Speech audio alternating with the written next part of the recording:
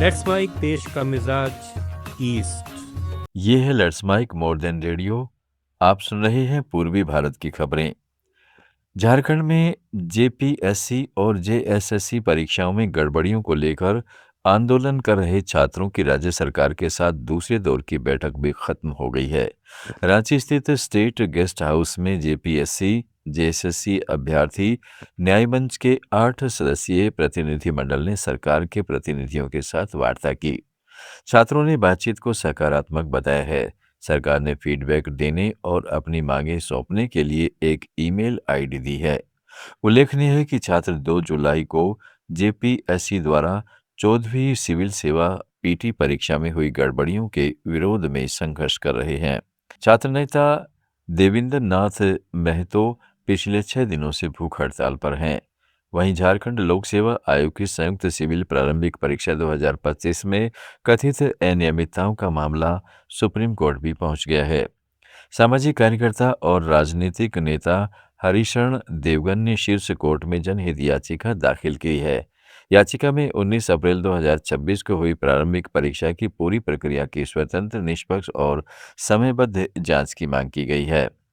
इस बीच भाजपा नेता मुख्तार अब्बास नकवी ने झारखंड में छात्रों के विरोध प्रदर्शन पर कहा, मैं राहुल गांधी को बिना मांगी सलाह देना चाहूंगा। वह पूरे देश को अपनी राय और विशेषज्ञ सलाह देते रहते हैं कि पेपर लीक, महंगाई, अर्थव्यवस्था वगैरह के बारे में क्या करना चाहिए और क्या नहीं।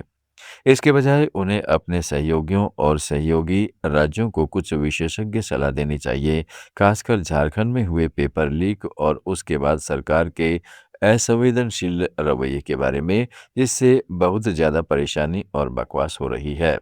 अगर वह अपनी विशेषज्ञता का इस्तेमाल करके उन्हें कोई समझदारी भरी सलाह दे सकें, तो इससे उन्हें और उनके सहयोगियों दोनों को फायदा होगा।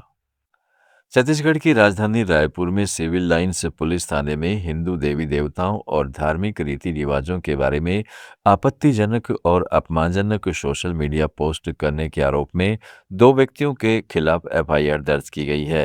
भाजपा के प्रदेश प्रवक्ता अमित चिमनानी, पार्टी सदस्यों और कुछ स्थानीय निवासियों द्वारा लिखित शिकायत दर्ज कराने के बाद कानूनी कार्रवाई शुरू की गई।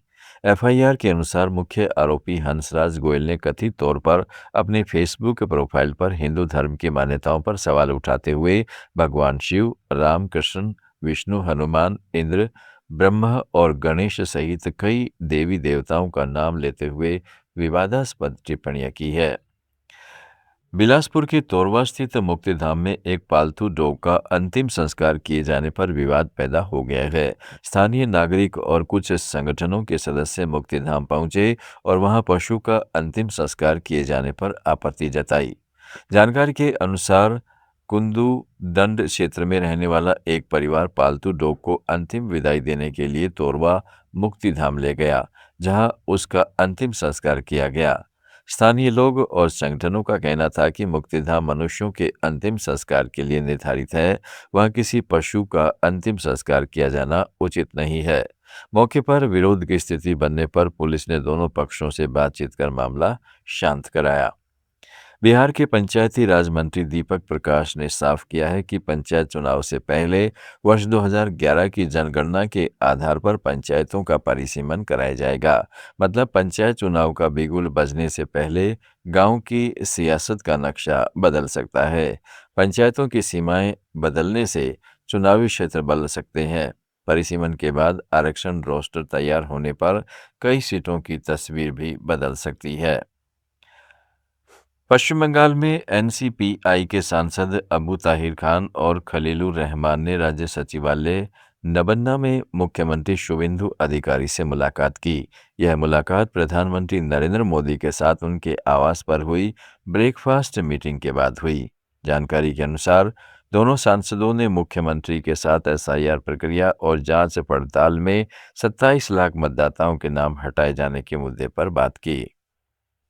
एनजीटी ने ओडिशा में बालासोर जिले के जमुदिया पत्थर खदान 2 में अवैध खनन, पर्यावरण उल्लंघन और अत्यधिक खनिज निष्कर्षण के आरोप पर राज्य सरकार और एक निजी खदान मालिक से जवाब मांगा है।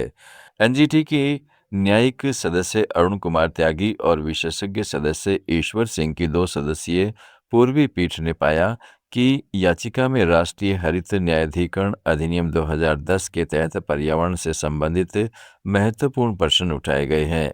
यह आवेदन मानस रंजन बारिक और मनोज परिदा ने दायर किया है।